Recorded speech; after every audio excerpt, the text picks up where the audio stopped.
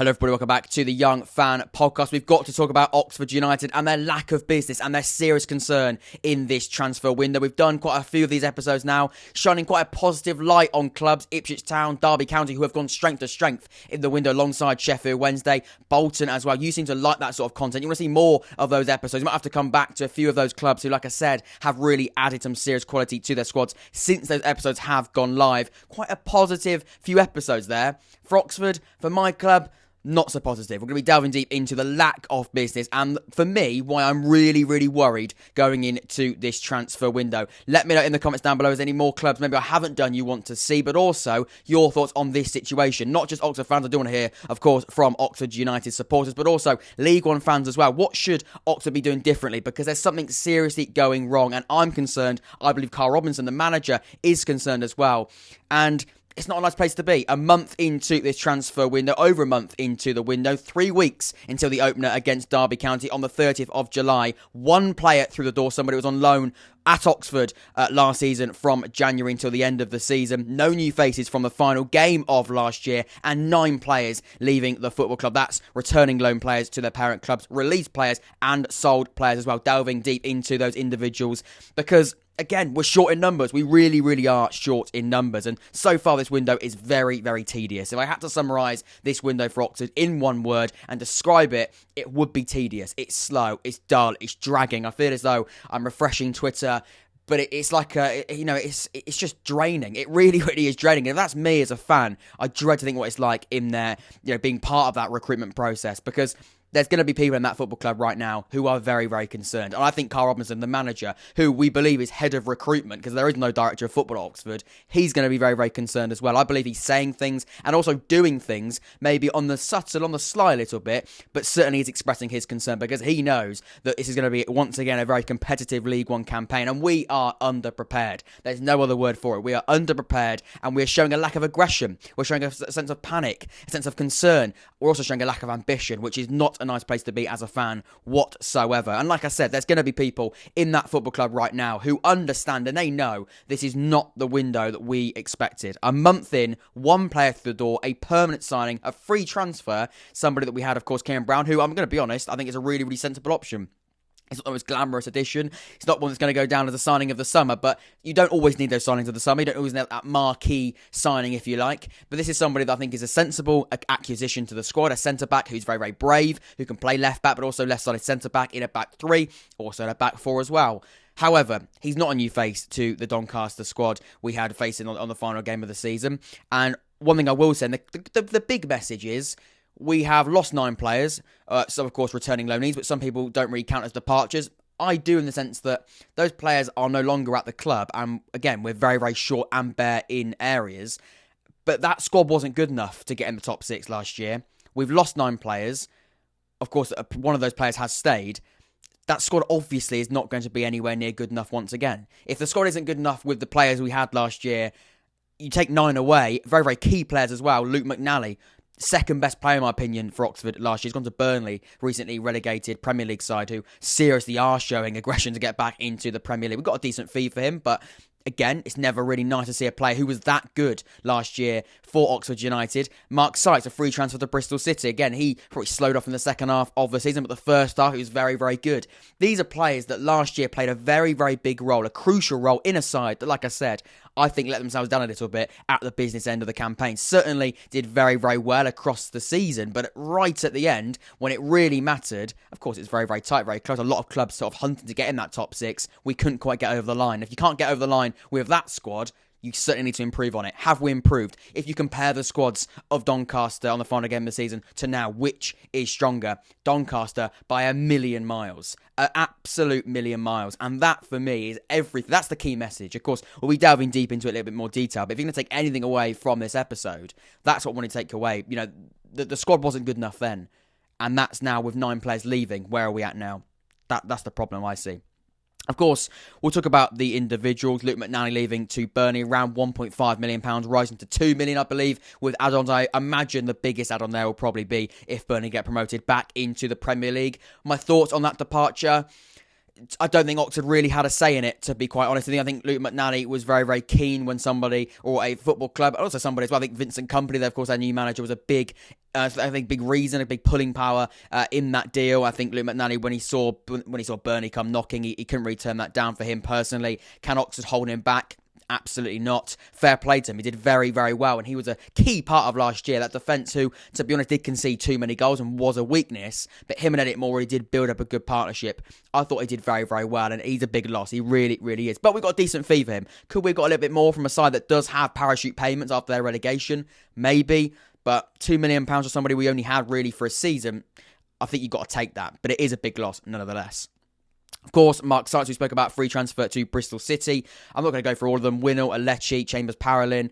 These are players that were released. I think all of those probably did deserve to move on. Their time was up at Oxford, unfortunately, whether that's because they weren't getting opportunities, but also they weren't good enough. I think Winnell probably is a big example of that. Other players as well, players that have returned to their parent clubs, who some people argue that's not really a departure. I mean, like I said at the start of the episode, I would see it as that because they're no longer part of the squad. And them leaving has created a lot of short areas, if you like, when we look at numbers and quality. Gavin Whyte, Nathan Holland just got signed for MK Dons. Herbie Kane, who's now gone to Barnsley, or gone back to Barnsley, who are now, of course, in League One. These are very, very important players. These are players that played a lot of games last season. And like I said, they leave us very, very short in numbers in certain positions and quality as well. Not just numbers, not just depth, but also quality. I do want to talk about the transfer targets. They're the departures. That's the situation at the moment with the squad. But in terms of players coming through the door, that's been also very, very tedious, very, very slow, very, very dull. And it just feels like it's getting harder and harder. It's like quicksand. The more you try and get yourself out of a problem, you feel like you're sinking deeper and deeper. And going into a transfer window like that, that's a problem. That really, really is. And of course, I read through the fans' forums. I think the fans' forum can be sometimes a brilliant place to sort of get really contrasting opinions from a various amount of fans. And I think that can also be very, very interesting when sort of creating your own opinion on it. We'll read a few of the comments out in a minute. I do want to sort of touch on a few of them and break a few of them down. But it's very, very clear that we've got top targets, and we've had top targets pretty much. Some of them we've been on the radar for about a year, but they're just dragging. They are dragging, and we're going to come on to one of the deals in a minute, but one of them is embarrassing, how long and how strange and how bizarre that is taken to get that over the line. Of course, we'll never know the ins and outs and the intricacies of it, but whatever they are, it is absolutely baffling. Of course, we'll delve into that in a minute. But the big one, Nicky Cadden has just gone to Barnsley. We're interested in him from January, to be honest. But apparently, we had a really decent bid go to Forest Green. Apparently, personal terms weren't a problem either. Apparently, offered him a 3-year deal. He just signed a 2-year deal at Barnsley. So I don't know what's gone on there. Is it money? I probably would say probably is that, when you look at the fact that Barnsley, I imagine, probably do have a bigger wage budget, probably do have a bigger budget than Oxford United. But I don't know. Apparently, personal terms were in a decent place, and apparently a decent bid was submitted to Forest Green, but for whatever reason, he has gone to a divisional rival in Barnsley. He, for me, was a really good right-back, and missing out on him is a real, real worry, and I think Carl Robinson will also be really frustrated by that. Owen Beck, a young lad from Liverpool, has just joined a Portuguese side on a loan as well. Apparently, that was one we're very, very close to achieving, and the pattern is here. We've got a target, we go in for it, we're confident we're going to do it, and he goes elsewhere. And for me, money can't be the only factor, and I don't really know what it is. Is it that they're not really interested in the project? Are they looking at maybe the few players, I think the lack of players coming in and going, I'm not interested in that project, they're not ambitious enough for me, they're not going to get the best out of me, they're not going to be the right club for me? Or is it purely based on money? I do think money has a factor, but I also believe it isn't just that, because it's too many times that this is just occurring. We seem to have transfer targets, but they just seem to just slip away. And then we sort of spend too long on plan A and miss out on plan C or plan B. And that, for me, is what, we don't have a director of football. Carl Robinson is in charge of recruitment. Is he getting exposed a little bit this season? I think he is. I really like Carl Robinson. I'm going to be honest. I do think he's a really, really good manager. I think he's a really good coach, actually, as well as manager. But I do believe he might be getting exposed, and it might be too much. I think it might be a little bit, he might be going a little bit too far this summer, in the fact that he might be taking on a little bit too much. I think he might be maybe taking on something that he can't really achieve realistically again this summer. Apparently, we do have a bigger budget this year. again, it's difficult. I mean, it's quite a bizarre thing to sort of release as a statement in an interview when we haven't spent a single penny on a player this year. And of course, we've had 2 million come through the door from Luke McNally, who I do believe a lot of that will probably go into the COVID losses. I think that's also got to be something that we've got to take into consideration. It's not like FIFA and Football Manager, you get all of the money in your own transfer budget. It's not how it works. Of course, lots of money will be separated across all the different areas that it needs to be separated into. But you'd like to think that some of that money, or a small proportion, or a decent proportion, will be back into the pocket of Carl Robinson to go out and spend. But at the moment, apparently we've got an increased budget to compete. We're not competing with this squad, and we're not spending money either. So it's quite a bizarre interview that got put out last week. I don't understand if we brought in 3 players and they were under closed fees, because we'll never announce how much we pay for players. But we brought in 1 player on a free transfer. Apparently we've got a bigger budget. So I'm not really sure what that is all about. I think Carl Robinson is expressing his frustrations. I think the interview, even when he was in Marbella, I think he was saying he does feel he'd like to be further forward in the transfer situation. Again, after Banbury or North Lee, we had at the weekend, there was a double header of pre-season friendlies. He said that, again, he does believe that this week is very, very big. And, all of the moaning and the frustration I'm sort of I guess, channeling across. I do believe this week, and I'm recording this on Wednesday, so I've got this in my notes. I think I did these notes on Monday, but I do believe this week will be big. I do believe we will make signings this week. We probably will bring in 2 or 3 before Coventry on Saturday. I hope there's an announcement tonight. I'm recording this on about 4 o'clock on the Wednesday. About 5 o'clock, I expect something to come through, or I'd like to hope. I don't think I expect anything at the moment, the way that it's going. But you'd like to think at Wednesday there might be something, but I don't know. I really don't know anymore. I've been thinking that for the last a month. So, to be honest, I don't really know where I stand. But I do believe we will make additions this week. Are they the top targets? Are they the number 1 targets? Are they plan A? The way it's looking with the transfer targets slipping away, probably not. And that, again, is really, really worrying. But who's actually giving the money? Who's printing the checks? Because ultimately, we've got to work out the responsibility so far. Who's taking responsibility for what has been an abysmal start to a window? Of course, Carl Robinson not having a director of football. He is publicly in charge of that transfer business. He's not ringing up the phone and negotiating the fees, but he is somebody who's going to be highlighting those targets and going, right, we need to go and get him. Can you go and get a deal sorted? Is it the fact we're going for unrealistic targets? Is it the fact we're going for players that aren't keen on coming to us? Are we going for players that aren't in the price range? Whose fault, why are we not picking them up? Is it the transfer targets aren't coming quick enough and we can't really work out who we want, and we can't get those plan A's to plan C's, probably all the way up to plan Z's at the moment? Or is it negotiating? Are we not being able to negotiate well enough? Are we missing out on targets because we're not negotiating other clubs and other players as well as we could be? What's the hold up? What's the responsibility, and who's sort of holding that responsibility? It doesn't really matter until the window closes, to be honest, because all it means really now is we need to get this over the line and finish this transfer window off. I say finish it off. Start it would be good, to be honest, at this point. But there is a real lack of communication from the board once again. And we don't really know who the board is. But I do want to talk about this one here. This is a quote from the fans forum. In fact, I'm going to bring it on the screen for you now so you can actually read it in all its glory. So this is a response to a comment that says, I'd say judge that on the September the 1st. That's, of course, the window. It isn't the board's fault we have no players in currently. The funds are there and the blame lies with Carl Robinson. Ultimately, if he gets it wrong like he has done so far this summer, then we'll lose him as manager. The Oxford job will be very attractive to better managers than Carl Robinson next year if he doesn't get this window right. And for me, I read this and I went, that might be an over-exaggeration. I read it again and I go, he probably is right, because this squad isn't just a squad that I don't think can compete, but it really, really will struggle at the key points of the season when there's a lot of fixture congestion, because the depth is really, really poor. And also, you've got to have your best 11 going into the first game of the season. Although the transfer window does open longer than the 30th of July when the first game of the season occurs, you do need your top players in. You need the core of your squad in. You don't need building your defence after Derby, because Derby, not just Derby, but these clubs will need to get the core of their business done. A lot of them aren't getting the core of their business done, but we can't be chasing, because the first 2 months is when this season isn't decided, but it certainly does kickstart. You look at the sides that start really, really strong. They're normally the sides that in and around the top 6, in and around automatic promotion. Not many sides lose the first 4 or 5 games of the season and get automatically promoted or get in the top 6. It does happen, but a lot of the time, a quick start, get a real momentum early on. Again, if you're working out your best 11 and building the core of your squad too far close to the first game of the season, or even post that first game of the season, there's a real, real worry there. And that's where the worry lies for me. The comment replies to this is, why should we be waiting until the 1st of September? The team should be ready for the 30th of July for the first game, rather than letting 8 games pass to get it right, 6 of which are league games. You lose your first 6 games. Now, I don't think we'll lose 6 games out of 6, even with the squad we've got now.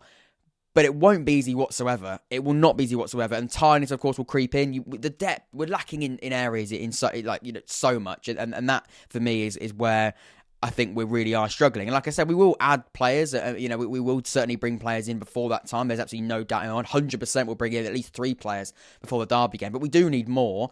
And there also needs to be a sense of integration.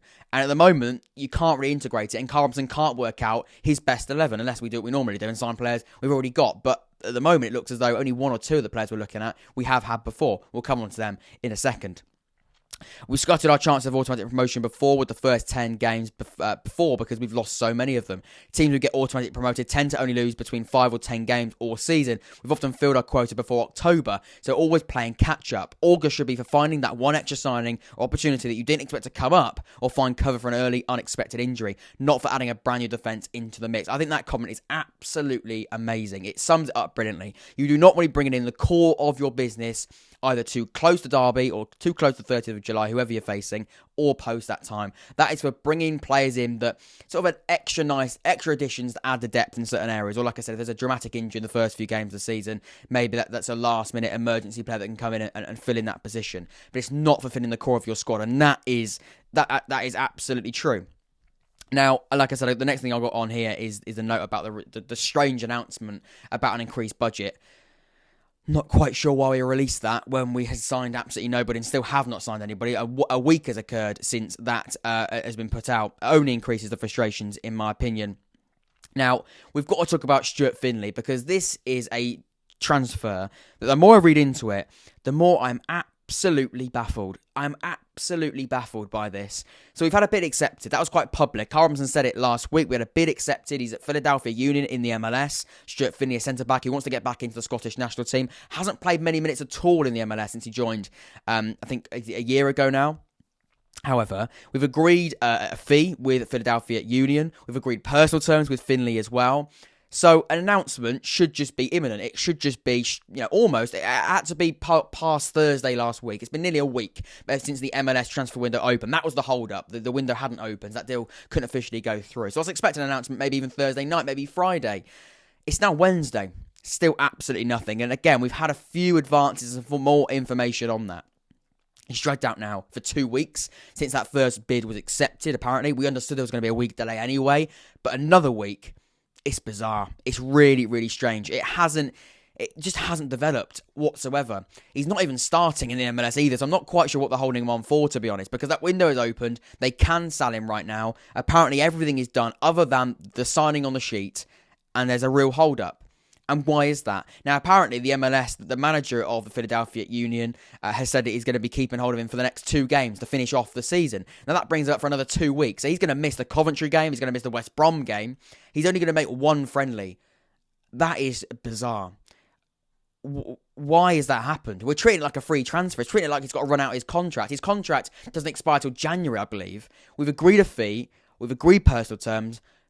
But for some reason, we've got to wait another 2 games. If we've agreed both of those things, what's the hold-up? Because what benefit do Oxford get out of this? We don't get him in for pre-season, we don't get him in for training, and we risk getting an injury, or risk him getting an injury in those last 2 games. He hasn't even been a starter whatsoever in this season, so I don't understand what's going on there, and that is just absolutely confusing. It is so confusing. Now, we've got to talk about the trial situation as well. Jodi Jones, Jerome Sinclair, they've been the ones that have been quite popular names to talk about. I'm going to be honest, I think this is... we'll start with Jerome Sinclair. No, we'll start with Jodi Jones, actually. We'll start with Jodi Jones, because I think this one that is... I'm going to be quite frank, I think it's the most exciting one out of the 2. I think it's one that who has been at Coventry for quite a while. Somebody that a lot of Coventry fans... I'm quite excited about, but due to injury, he couldn't get regular game time. He had a really bad injury. I believe it was an ACL, so that was, of course, a long-term injury. Couldn't break into the side. He got released, of course, in the summer and a free agent. Now, he went to Marbella with the squad, which was, again, is normally a sign of somebody that looks like he's only a matter of time before maybe not officially signed, before we really sort of see some development with that. Now, of course, there were no games being played when they went to Spain, so we had to come back and play a game. We didn't play in the Oxford City game, then didn't play at all, did he? And then because he went on the Reading in the Championship, then came back and looked apparently quite lively in the friendly yesterday. Of course, the big one there is his injury record. The injury record is really, really bad, and at the moment, I think at Oxford for quite a while, particularly under Carl Robinson, the injuries surrounding players we recruit is very, very poor. And we wonder why we have a large amount of injuries and players aren't fit and aren't available. It's because of the fact that we're recruiting players that just get regular injuries. And why is that? It's because we can't afford fit players, or is it because we generally, think that these players are going to come to Oxford and, I guess erase all of their recent injury record, which is unrealistic completely. But I do believe he's got real talent, but he's got to stay fit. And then at the moment, looking at his injury record doesn't seem easy whatsoever.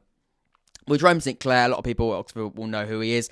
Hasn't played football in a year, so again, he's somebody that has suffered from a long-term injury, which isn't, of course, their fault. But does it benefit Oxford having another player who is injury-prone, around the football club, and apparently being a potential part of the side going into next season?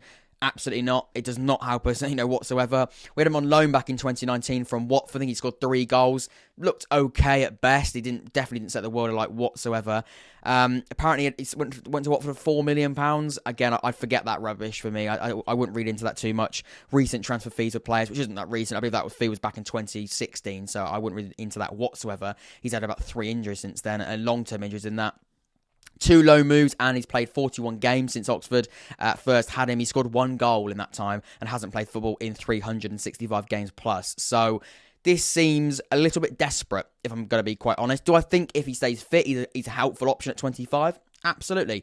But you can only go off what the record shows, and it shows somebody here that is not in good form when he has played recently, and he's been injured for a long, long time recently, and that is every sign of a manager in Carl Robinson who is showing a desperation. That is a desperation move. If you're putting trialists in games like that, this early, I can't say this early in the window, but this late in the window, ultimately, at this point in the window where a lot of sides are being really, really serious with the players they're bringing in, real statement signings, that is everything you need to know about the situation. Because we would not be putting players like Jodi Jones and Jerome Sinclair, but definitely not Jerome Sinclair in, if we were doing some, really, really exciting business behind closed doors.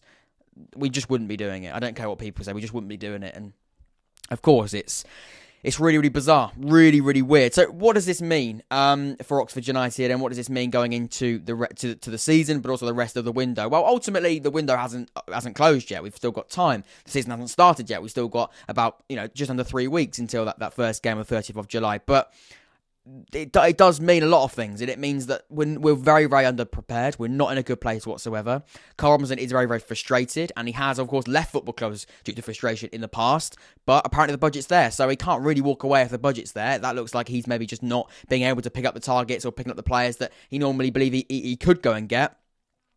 We could really have a poor start to the season if we can't get the best 11, and we're going to be missing out on points because we're figuring out what the best patterns of play and best starting 11 is, because we didn't get the business done early again, which is a serious, I think, a potential option, but not a really negative one. But also players like Cameron Brannigan, who are going to be looking at the club now, looking at their future with a year left on his contract, knowing there's some serious interest like there is all the time, and going, is this football club serious? Is this serious? Are they being serious about another promotion push? Because at the moment, if I'm Cameron Brannigan, I'm thinking they're probably not. They're really, really slow. They're not being aggressive. They're not doing what maybe they thought they would be doing, and they look worried. And if I'm Cameron Brannigan, who, like I said, is always going to attract attention from top sides because of his brilliant pre-season so far, but also his exceptional campaigns in previous years, that's where his head's at, I believe, probably, if it does drag on the way it's going. So, yeah, I do want to sort of finish off with this quote on the fans forum. Exactly what I've said all along. We've even had it start over some clubs because we failed to make the playoffs. So our preparation should have been done and targets should have been identified long ago. Like I said, these targets at the moment apparently look quite public and look quite clear. Maybe in all of them not public, as you'd imagine, but certainly some big ones were quite obvious. They haven't happened, and the targets that are clearly, of course, kept quite hush-hush, they seem to have not happened at all either. You need the new signings in for pre-season. They can blend in and start to gel. Then you're not off to it, and then you're not off on a back foot. First 8 game seasons are very favourable at a glance, and I don't think we should be heading into the season with a threadbare squad. Carlson has had an improved budget, so there is no excuse. Players can say what they like, but the fact is we've sleepwalked into the transfer window just like we did in January. So, sorry, people say, not players say. The players might be saying it as well, but the people are also saying, I do believe we have gone a little bit blind into this window, and that is... Again, it's not ideal, is it? Really not ideal. I do believe things will speed up, like I said, going into this week. It is currently 4 o'clock. Maybe at 5 o'clock we could get an announcement from Oxford United. But like I said, I've been looking at that for about a month and it hasn't happened. So I'm not going to be putting any money on it. But we'll have to wait and see. Let me know in the comments down below, fans of Oxford United, but also League One fans as well. Because this is really, really interesting. We've been speaking about clubs who have been very, very busy in the window, but Oxford haven't been whatsoever. Very, very tedious, poor start to a transfer window. This has been my thoughts. Of course, things probably will speed up, but are they the targets we've been looking for all along? I'm going to be honest, probably not. But it doesn't mean we can have a bad window for the entire time. We can, of course, rescue it, but it's not looking great. And the way that it's going, a little bit concerning. I really am concerned and dreading this season because, like I said, we are very, very underprepared for it. And a season where we can be underprepared with the competitivity of the league that we expect, never nice whatsoever. Leave a like, subscribe on the road to 2,000 subscribers. Thank you so much for watching. Take care, stay safe, and I'll see you all very, very soon. Take care.